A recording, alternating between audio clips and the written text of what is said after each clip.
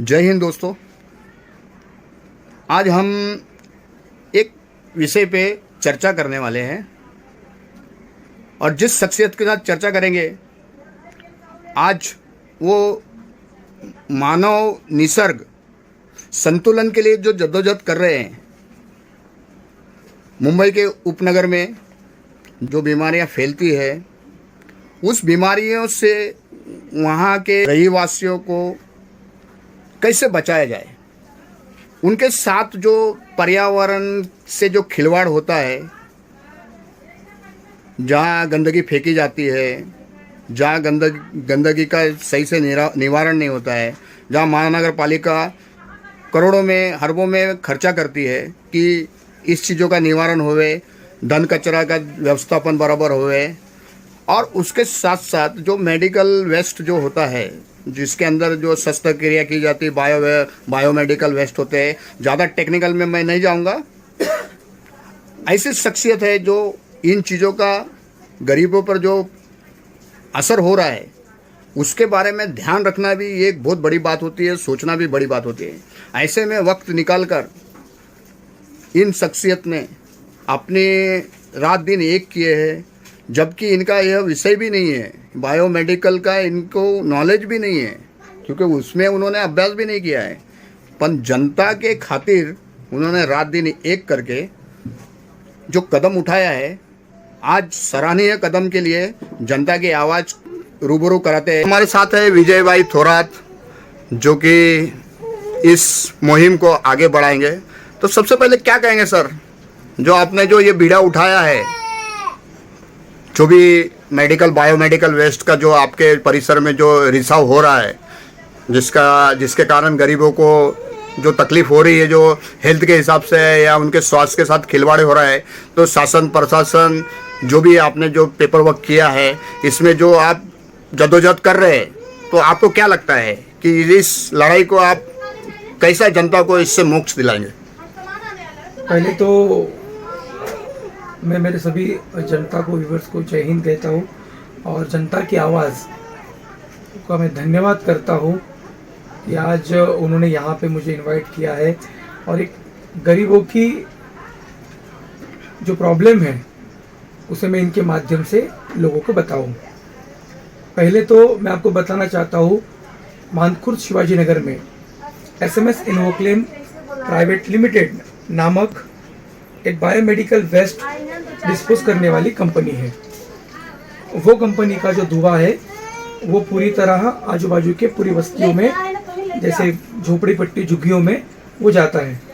ये कंपनी 2009 में वहाँ पे आई थी। मैं मानता हूँ कि 2009 में अगर वहाँ पे जो पॉपुलेशन है वो शायद कम होगा, इसीलिए वो बस्ती वहाँ पे जमी हुई थी। लेकिन अगर आज वहाँ पे हम लोग बस्ती देखेंगे तो लगभग 12 साढ़े 12 लाख लोग वहाँ पे आज रहवासी है। तो बायोमेडिकल वेस्ट होता क्या है? अगर आपको पता रहेगा कि पूरी मुंबई में 227, 226, 236 वार्ड है, उसमें कितने सारे हॉस्पिटल्स है, वो सारे हॉस्पिटल का जो मेडिकल वेस्ट होता है, जैसे उनके इंजेक्शंस होते हैं, ऑपरेशंस के सामान होते हैं, वहाँ पे एक्सपायरी मेडिसिन होती है, कैंसर के गांठ होती है, टीबी के गांठ होती है, ये सारे गंदे मटेरियल को ये कंपनी में डिस्पोज किया जाता है। ये डिस्पोज होने के बाद उसका जो उसका पर्यावरण से उसका जो धुआं निकलता है वो चिमनी के मार्फत वहाँ एरिया में फैलता है, और उसका जो लिक्विड होता है, जो गंदा लिक्विड नीचे जो निकलता है, वो वही जो बाजू में गटर है वहाँ से बाहर निकलता है। तो यहाँ पे कहने का रीज़न यही है कि अगर इतनी खतरनाक कंपनी, क्योंकि आपको पता है, जैसे हमने कहा वायरस, ये वर्ड हम यूज़ करते हैं, वायरस इसे कहा जाता है कि हमें वो दिखता नहीं है, बट हम सोते समय, जागते समय जब हम मुंह खोलते हैं तो ऑटोमेटिकली हमारे में इनटेक हो जाता है। उसके वजह से हमें दमा की बीमारी होती है, हमें टीबी की बीमारी होती है। और अगर आप मानखुर्द शिवाजी नगर में देखेंगे तो आपको मैक्सिमम % लोग दमा और टीबी के दिखेंगे। इसके लिए एक न्यूज़ चैनल का सर्वे है जिसमें मुंबई में अगर 100% टीबी के पेशेंट है तो उसमें मानखुर्द शिवाजी नगर में 88% लोग सिर्फ टीबी के बीमारी से जूझ रहे हैं। अब ये तो कहा मैंने कंपनी के बारे में डिटेल्स दिया आपको, तो आप समझ सकते हो आज के डेट में हम कौन सी जगह पे रह रहे हैं और ये कंपनी कौन सी जगह पे स्थित है। इसका दूसरा पार्ट आता है कि जहाँ पे हम रहते हैं, जैसे दादर, बड़े बड़े एरिया जो है प्रॉफिटेड, वो सायन है, वहाँ पे प्रदूषण डिस्प्ले बोर्ड होता है। उसमें वो एरिया में प्रदूषण दिखाई जाता है, लोगों को मालूम पड़ता है हमारे एरिया में गंदा प्रदूषण कितना, अच्छा प्रदूषण कितना है। लेकिन आपके लिए बता दूं, मानपुर शिवाजी नगर में डंपिंग ग्राउंड है, मानपुर शिवाजी नगर में मानपुर शिवाजी नगर में एसएमएस कंपनी है, मानपुर शिवाजी नगर में सीमेंट की फैक्ट्रियां है, मानपुर शिवाजी नगर में कितने सारे इंडस्ट्रियल एरिया है। वहां तक अगर आप कुर्ला स्क्रैप में देखेंगे तो ऑयल माफिया भी कितने सारे हैं। तो इतना सब होने के बाद भी वहां पे प्रदूषण का बोर्ड नहीं है। तो मेरा ये सवाल है एमपीसीबी बोर्ड को, सीबीसीबी बोर्ड को, कि हम लोग सही में, जो लोग हमें गरीब कहते हैं, गलीचे कहते हैं, जो लोग हमें झुग्गियों वाले कहते हैं, क्या ये आप दिखाना चाहते हैं कि सच्चाई है हमारे लिए? तो मैं कहूँगा ना, क्योंकि हमारे यहाँ पे आज लोग जागरूक हो चुके हैं। जागरूक इसलिए हो चुके हैं क्योंकि आपकी जो सच्चाई हम आपके माध्यम से, हम टीवी के माध्यम से हम लोगों को बताना चाहते हैं। अगर मैं आपको जैसे मैंने कहा था डिस्प्ले के बारे में, ये हमने लेटर दिया था, लेटर का रिप्लाई भी यही है कि अभी तक मानपुर शिवाजी नगर में कोई भी डिस्प्ले नहीं है। इसके बाद मैं आपको एक चीज बताना चाहता हूँ, हमारे सारे कंप्लेंट के बाद यहाँ पे बहुत सारी, जैसे कि मैंने कहा था कि हमारे पर्यावरण मंत्री आदित्य ठाकरे जी थे। वो टाइम आदित्य ठाकरे जी ने खुद के ट्विटर पे, ये देखिए, खुद के ट्विटर पे मेंशन किया था कि ये कंपनी हम दिसंबर 2021 अदरवाइज फरवरी 2022 तक हम लोग खालापुर में शिफ्ट करने वाले हैं। इसके बाद हम लोग खुद खालापुर गए थे इसके मामले में। उसके पहले हमें महाराष्ट्र पॉल्यूशन बोर्ड से उनका जो कंसेंट हुआ था वो जगह का, जिसमें कि महाराष्ट्र गवर्नमेंट, एमपीसीबी के लोग और आदित्य ठाकरे जी मतलब पर्यावरण मंत्री थे, उन्होंने खुद अलाउ किया था कि वहाँ पे ये कंपनी शिफ्ट होने वाली है। ये है 2020 की बात। जब हम वहाँ पे उस जगह पे गए तो हमें मालूम पड़ा कि वहाँ पे कुछ भी काम नहीं चालू है। हालांकि वहाँ पे उन लोगों ने आंदोलन किया था। क्यों आंदोलन किया था? क्योंकि उनको वहाँ पे पूछा गया था, उनका यहाँ पे हियरिंग, पब्लिक हियरिंग हुई थी। पब्लिक हियरिंग में उनको पूछा गया था ऐसी कंपनी आपके पास नहीं आने वाली है। तो उन्होंने आंसर दे दिया कि ये कंपनी हमारे पास, ये जो मौत की कंपनी है, ये हमारे पास नहीं चाहिए। तो फिर सच में अगर मानपुर शिवाजी नगर के लोग ये सही में कचरा कुंडी वाले हैं, ये सही में इतने गंदे हैं कि उनको आज के डेट में कोई पूछा भी नहीं जा सकता। आज अगर 12-12.5 लाख की जनता वहाँ पे रहती है तो उन्हें कोई पूछने वाला भी नहीं है कि अभी ये कंपनी इतनी दिन यहाँ से है, यहाँ पे और है, तो इसे अब यहाँ से हटाया जाए, ऐसी जगह पे लेके चला जाए जहाँ पे मानव हित, मानव जीवन हानि ना हो। क्योंकि यहाँ पे आज उतने जोरों से मानव जीवित हानि हो रही है। इसमें आपको एक खुलासा मैं करना चाहता हूँ। ये महाराष्ट्र पोल्यूशन बोर्ड का है जो 2019 का लेटर है। अगर यहाँ पे आप कैमरा लेके जाएंगे तो एसएमएस कंपनी को क्लोजर नोटिस दिया था 2019 में। मतलब उनके पास कोई तो प्रूफ मिला रहेगा, इसलिए एसएमएस कंपनी को बंद करने की ऑर्डर उन्होंने इशू की थी। लेकिन अगर आप देखेंगे कंपनी बंद तो नहीं हुई, लेकिन हाई कोर्ट के माध्यम से एसएमएस कंपनी स्टे ऑर्डर लिया। स्टे ऑर्डर में यहाँ पे मेंशन किया हुआ है, डेट तो मेंशन नहीं है बट स्टे लिया हुआ मेंशन है। तो मुझे बताइए, अगर इन्होंने स्टे लिया तो स्टे लिया हुआ है ना, ये ऑर्डर पे स्टे मिले, तो कंपनी अभी तक ये कंपनी बंद क्यों नहीं? ये मेरा स्ट्रेट सवाल है एमपीसीबी से, सीबीसीबी से, यहाँ के पर्यावरण मंत्री से और पर्यावरण डिपार्टमेंट से। इसके बाद जब हमने महाराष्ट्र पोल्यूशन बोर्ड सायन में हमने आंदोलन का सब्जेक्ट छेड़ा, तो वहाँ की सायन पुलिस चौकी ने हमें कंपनी के साथ बिठाए। एमपीसीबी के जो एडिशनल डायरेक्टर है मोडगरे साहब, वो हमारी समिति और एमपीसीबी के लोग और सायन पुलिस चौकी, जब इनका मर्ज मीटिंग हुआ तब इन्होंने मर्ज मीटिंग में ये हमें आश्वासन दिया है फिर से एक बार।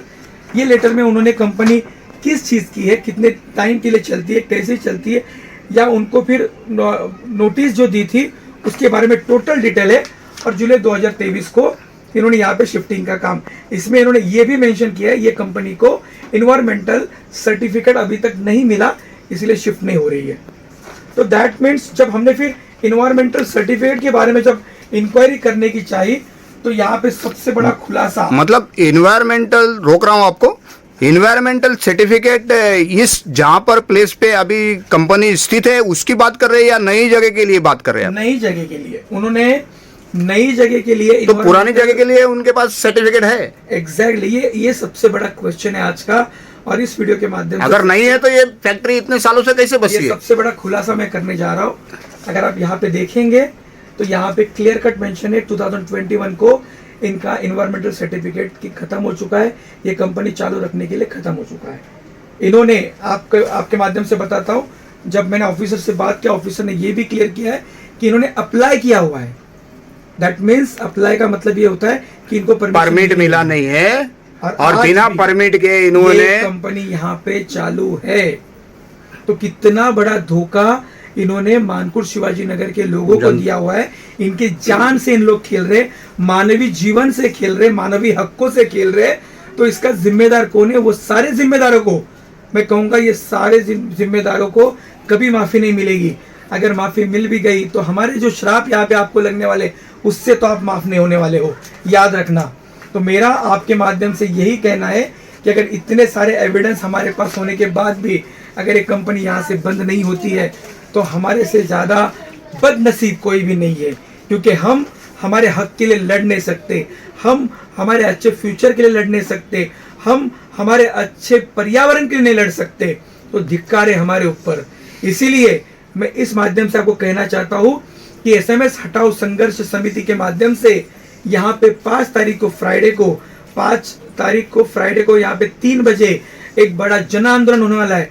वो जन आंदोलन जो है वो लोगों ने रखा हुआ जन आंदोलन है और मैं चाहता हूँ ये ना तेरा ना मेरा, ये हम सबका जिम्मेदारी है। और ये जन आंदोलन में आप सभी लोग, कोई जात, कोई पात, कोई पक्ष ना देखते हुए ये आंदोलन में आए कि हम ये आंदोलन में लोगों को बताएं कि यहाँ के लोगों को कितने प्रॉब्लम है। क्योंकि अगर हम एक सिगरेट से, आपने आप देखा रहेगा धूम्रपान निषेध का हर जगह पे बोर्ड है, एक सिगरेट यहाँ पे हम जलाने देते, एक दारू की फैक्ट्री हम लगा नहीं सकते। परमिशन निकालने के बाद भी अगर लोगों ने वहां पे ऑब्जेक्शन लिया तो उसे हटाना पड़ता है। तो मैं मेरे लोगों को, मेरी जनता को, सभी को मैं ये कहना चाहता हूँ, अगर हम लोग अपने जिम्मेदारी से और ये डॉक्यूमेंट्री के साथ अगर रास्ते पे आते हैं और हमारे प्रॉब्लम्स हम लोगों को दिखाते हैं, सरकार को दिखाते, तो 100% ये कंपनी यहाँ से जल्द बंद होगी और यहाँ पे हमें एक खुला श्वास मिलेगा। इनविजिबल जो राक्षस है, इसको आपने कैसे देखा? इनविजिबल राक्षस, ये सही क्वेश्चन है। इनविजिबल राक्षस ये पेपर पे ही दिख रहे हैं, क्योंकि ये पेपर आज मुझे मिले हैं ना, लेकिन जरूरी है कि ये पेपर बाकी जो इनविजिबल राक्षस जो घूम रहे हैं, जो राजनीति कर रहे हैं, जो लोकल लोगों के साथ, उनके साथ डर का माहौल पर उनके पास तो रहेगा ना। तो ये मुद्दा आज पेपर के साथ हम लोग उठा रहे। तो आज तक ये पेपर किसी ने हमें क्यों नहीं दिखाए? लोगों को ये क्यों नहीं बताया गया कि इनकी इन्वायरमेंटल सर्टिफिकेट खत्म हो चुका है? लोगों को ये क्यों नहीं बताया गया कि खालापुर में ये कंपनी का विरोध किया हुआ है? ये हमें वहां पे जगह पे जाने के बाद मालूम पड़ा। तो ये राक्षस बहुत भयानक है, इससे हम सबको बच के रहना चाहिए। तो दोस्तों, आपने देखा विजय भाई थोराट ने जो इनकी जो ये लाइन नहीं है, लेकिन एक सामाजिक कार्यकर्ता होने के नाते उन्होंने जो भी अभ्यास किया है वो सराहनीय है। और कुछ कहेंगे आप? हाँ, और इसमें 2 चीज़ें और मेंशन करना चाहता हूँ। अगर ये कंपनी यहाँ से खालापुर जाती है तो इन्वायरमेंटल सर्टिफिकेट लेके जाएगी, और वहाँ पे हम खुद गए थे और वहाँ पे इंडस्ट्रियल एरिया है, तो यहाँ से बहुत ज़्यादा कम आबादी वहाँ पे है। तो हो सकता है, मेरा प्रशासन से ये भी निवेदन है कि आप जब भी ये कंपनी यहाँ से लेके जाएंगे तो उन लोगों का भी आप ख्याल रखिए। दूसरी चीज़, यहाँ के जो कामगार है, जो यहाँ पे लोग काम कर रहे हैं, उनका भी ध्यान आप ही को रखना है। ना कि ये होना चाहिए कंपनी बंद होने के बाद वो कामगार को आप घर पे बिठाएंगे। तो ये आपकी जिम्मेदारी रहेगी, वो कामगारों को भी आपको वहाँ पे शिफ्ट करना है। और तीसरी और सबसे अहमियत चीज़ जो ये है कि यहाँ के जो मेडिकल वेस्ट के हॉस्पिटल्स और जितने भी लोग हैं, उन्हें मैं यहाँ से निवेदन करता हूँ, आपको अगर ये जीआर दिया हुआ है, अगर ये मेंशन है कि ये कंपनी, अगर ये जो आप डिस्पोजल जो करते हैं पूरी चीज़ें, जैसे हॉस्पिटल वेस्ट मैनेजमेंट के, वो अगर उसकी कंपनी या उसकी जो फैक्ट्री है, जैसे बेकार पदार्थ का निराकरण करने के लिए अगर वो पदार्थ आप अगर आपके हॉस्पिटल में डिस्पोज कर सकते हैं तो वो मशीन आप खुद खरीदिए और उसे वहाँ पे ही डिस्पोज कीजिए, ना कि ये रास्ते पे, ना कि ये कचरा कुंडी में फेंकिए कि जिसका वायरस जल्द से जल्द लोगों में पहुँचे और उसमें लोगों की हानि हो, जीवित हानि हो, मानव हानि हो। यही इस वीडियो के माध्यम से मैं कहना चाहता हूँ। तो दोस्तों आपने सुना विजय भाई को, जैसे बायोमेडिकल वेस्ट है, जो मैनेजमेंट होता है हेल्थ केयर, इनके लिए रूल्स बनाया गया था 1998 में कि उसका निवारण किस प्रकार किया जाए। उसके लिए हर थैली को कोड दिया गया था और एक स्पेशल डस्टबिन दिया गया था। तो ये जो डिपार्टमेंट है जो मेडिकल वेस्ट का जो निवारण करते हैं, इनके लिए गाइडलाइन दी गई है। लेकिन जहाँ तक देखा गया है कि मुंबई उपनगर नहीं, पूरे भारत में ऐसे छोटे छोटे डिस्पेंसरी है, हॉस्पिटल है, बड़े बेड के हॉस्पिटल है, सरकारी हॉस्पिटल है। तो यहाँ पर हमने हमेशा देखा है कि ये बराबर इनका वो निवारण करते नहीं हैं। कोई लोग तो कूड़ेदान में डाल देते हैं। ये सही है ना। तो कूड़ेदान में ऐसी चीज़ें जाती तो इनका वायरस जो फैलता है, जो कुछ गरीब होते हैं कचरा चुनने वाले, इन पे इसका इफेक्ट होता है। उनके ऊपर जो वायरस का जो ये हम कहेंगे रेडिएशन से उनके हाथ पांव टेढ़े हो जाते हैं और उनके आंखों में तकलीफ हो जाती है। तो ये अगर हम बराबर मानव हित में देखें तो ये बड़ा घातक है, बड़ा ही घातक है। तो इसके लिए सभी को आकर इसका कैसे निवारण किया जाए, अवेयरनेस प्रोग्राम कैसे किया जाए, उसमें पहल की है विजय भाई थोरात ने। तो क्या कहेंगे थोरात जी आप? नहीं, मेरा यही कहना था। देखो, ये पहल है, ये एक्चुअली मेरा बोलने से अच्छा हमारा ये पहला पैर है जो हमने इस अच्छाई के लिए रखा हुआ है। तो इसी पहले पैर को आप और ज़्यादा ताकत और मजबूती बनाने के लिए ये आंदोलन में आई है। और मैं मेरे विभाग के नहीं तो पूरे महाराष्ट्र और भारत के सभी डॉक्टरों को, सभी छोटे डिस्पेंसरी को, सभी हॉस्पिटल्स को, पहले तो मैं प्रशासन को बोलना चाहता हूँ जहाँ पे जितने भी इलीगल हॉस्पिटल है उसे तुरंत बंद किया जाए। उसके बाद जो बचे हुए हॉस्पिटल है उनको ये पदार्थ का निराकरण करने के लिए वहाँ पे उनको एक ऐसी सुविधा दी जाए तो ये हवे में आए ही ना। उनके हॉस्पिटल में एक जगह का निवारण कीजिए और वहीं पे कुछ डिस्पोजल मशीन उनको बना के दीजिए कि वो जगह पे डिस्पोज हो। अगर आप किसी सर्वे देखते हैं तो एक हॉस्पिटल में मेरे हिसाब से 600 ग्राम तक का एक दिन में मेडिकल वेस्टेज निकलता है, हॉस्पिटल मेडिकल वेस्टेज। तो आप सिर्फ सोचिए, जैसे इंजेक्शन पट्टी होती है, अगर 600 ग्राम एक हॉस्पिटल से निकलता है तो पूरे महाराष्ट्र में, मुंबई में, भारत में कितना निकलता हुआ देखिए। तो मैं ये नहीं कहूँगा, ये आप सोचिए कितना बड़ा बिजनेस है, लेकिन ये बिजनेस आप हमारे लोगों पे मत थोपिए। मैं महाराष्ट्र सरकार से, मैं नई सरकार से यही कहना चाहता हूँ, स्पेशली केंद्र सरकार से कहना चाहता हूँ, हमारे नितिन गडकरी जी से कहना चाहता हूँ कि अब इसके ऊपर जल्द से जल्द कोई जांच बिठाइए, एक ऐसी चीज यहाँ पे इनके लिए लेके आइए कि वो हॉस्पिटल वही खुद डिस्पोज कर दे, ना कि ये बाहर रोड पे आए, कचरे डिब्बे में जाए, ना कि ट्रांसपोर्ट करके SMS कंपनी तक भी पहुंचे। जो हमने ऐसे खाड़ी क्षेत्रों में हमने देखा है कि द्रव्य होते हैं, जो दवाइयाँ होती है जो वेस्ट हो जाती है, जो इसका एक्सपायरी डेट हो जाती है, तो ऐसी दवाइयाँ नालों में फेंक दी जाती है। तो ऐसे जो नाले जो है वो गलियों से बह कर जाते हैं, जिसमें कुछ बच्चे भी खेलते हैं, कुछ वगैरह। तो इसको डिसइंफेक्शन करने के लिए, डिसइंफेक्टेड करने के लिए जो छिड़काव किया जाता है जो कीटक डिपार्टमेंट से, तो वो प्रॉपर अपने ड्यूटी करते हैं उपनगर में, या उनको भी कुछ अवेयरनेस देने की जरूरत है? उनको तो सबसे ज्यादा अवेयरनेस देने की जरूरत है, क्योंकि जब हम कंप्लेंट करने के लिए जाते हैं तब मैंने कई बार देखा हुआ है हमें वहाँ पे कंप्लेंट लॉन्च करनी पड़ती है। तुम ऐसा क्यों प्रोटोकॉल नहीं बनाते कि एक दिन में तुम्हें एक बार करना ही है? क्योंकि अगर जब आपने कहा है कि द्रव्य निकलता है तो एक दिन के लिए, एक हफ्ते में एक बार नहीं निकलता, वो डेली निकलता है, तो हम कंप्लेंट क्यों करें? अगर ये डिपार्टमेंट आपका है कीटनाशकों का, ये काम आपका है, तो आप ये डेली बेसिस पे करोगे तो हमारी जो जीवित हानि है वो सुखी रहेगी, वो निरोगी रहेगी। अगर मैं तो बोलता हूँ इन लोग भी जिम्मेदार है इस सारी चीजों के लिए। तभी तो मैंने ये बात की, क्योंकि मैंने देखा है, मैंने खुद देखा है। मैं ऐसे इल्जाम नहीं लगा रहा हूँ, मैंने देखा है कि ये जो कीटक डिपार्टमेंट का काम चलता है कॉन्ट्रैक्ट बेसिस पे चल रहा है, और वो जो काम कर रहे हैं उनके लिए भी बहुत सारी हानि होती है इससे। तो यहाँ पे लोगों की जान से खेलने का कॉन्ट्रैक्ट तो दिया जाता है। यहाँ पे कॉन्ट्रैक्ट किसी चीज का नहीं है, यहाँ पे कॉन्ट्रैक्ट लोगों की जान बांटने का है। तो ऐसे जिम्मेदार विभाग के अधिकारियों को आप एक शब्द में क्या कहेंगे? निष्कासित कर दो इनको। अगर तुम्हें ये सब चीज़ों, अगर ये वीडियो आप देखते रहोगे तो अपने घर में अपने फैमिली को देखो, वो जो फैमिली आपकी है वही फैमिली हमारी भी है।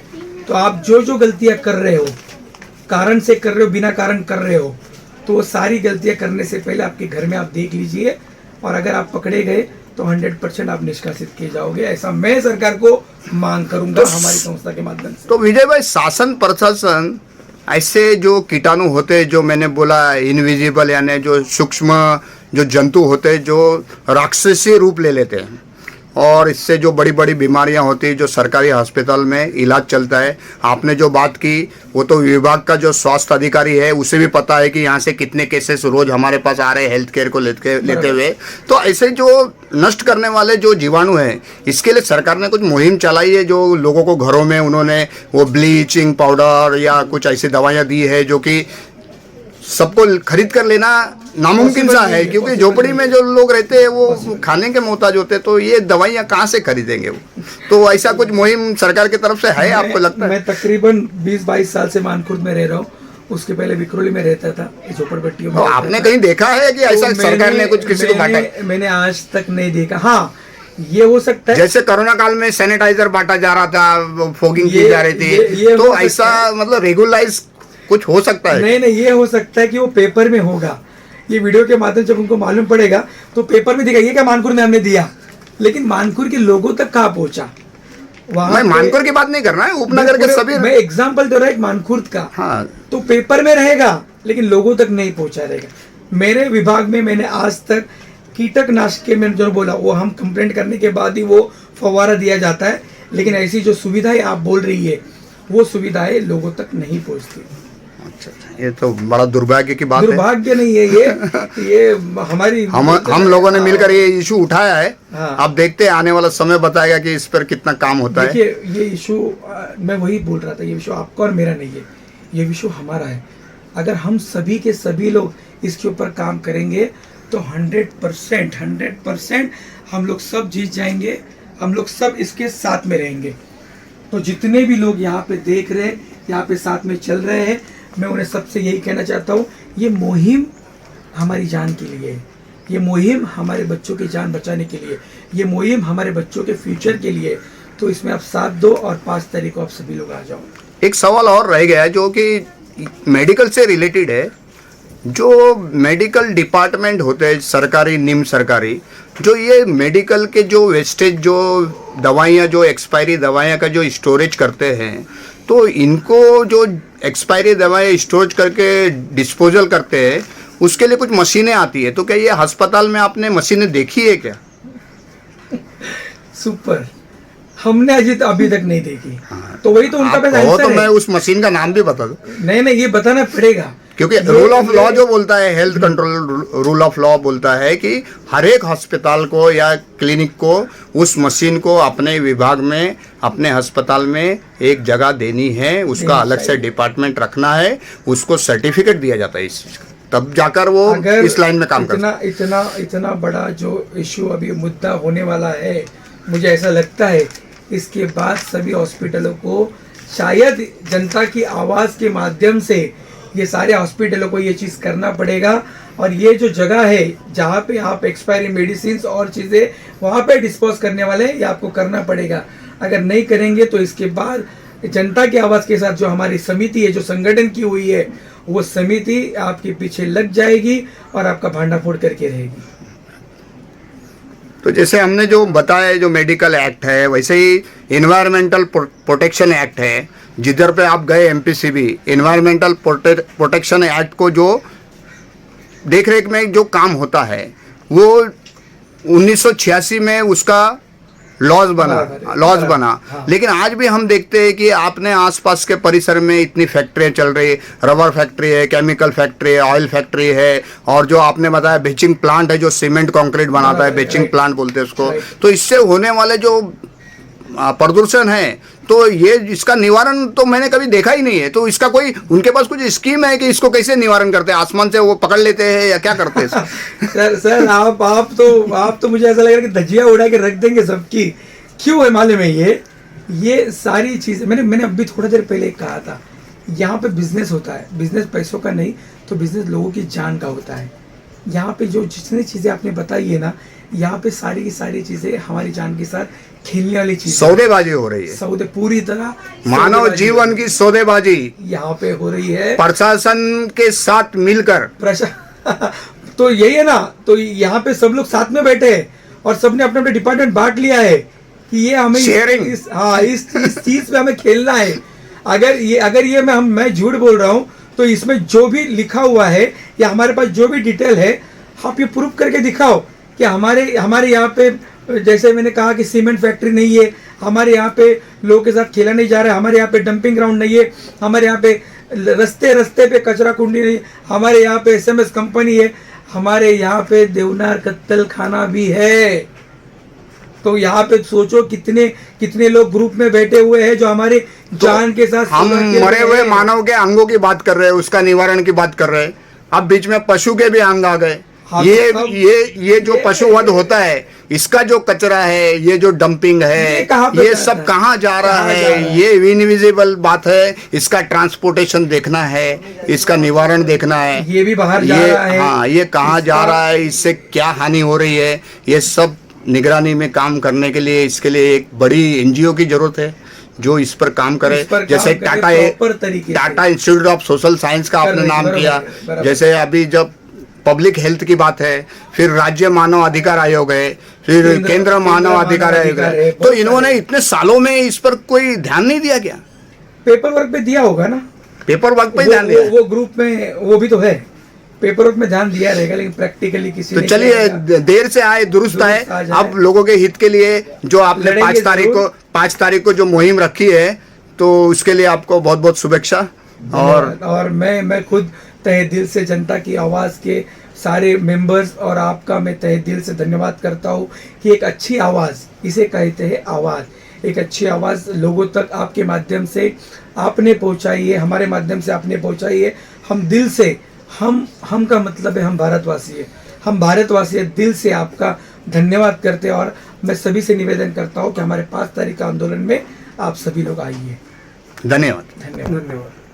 जिन्होंने जो अभ्यास किया है जनता के लिए, जो जनहित के खातिर जिन्होंने अपना समय देकर जन जागरूकता में अभियान में जो कदम उठाया है, तो मैं जनता से गुजारिश करूंगा कि भारी तादाद में इनका साथ दे। ये जनहित में काम कर रहे हैं, इसमें कोई शक नहीं है कि ऐसी कंपनियां जो मौत के सौदागर बन के बैठे हैं, इनको हमारे वातावरण में दूषित वातावरण करने वालों को किसी को माफ़ नहीं करना है। और आप 5 तारीख को विजय थोराट जी के साथ कंधे से कंधा मिलाकर एक जनहित की आवाज़ बनेंगे। धन्यवाद।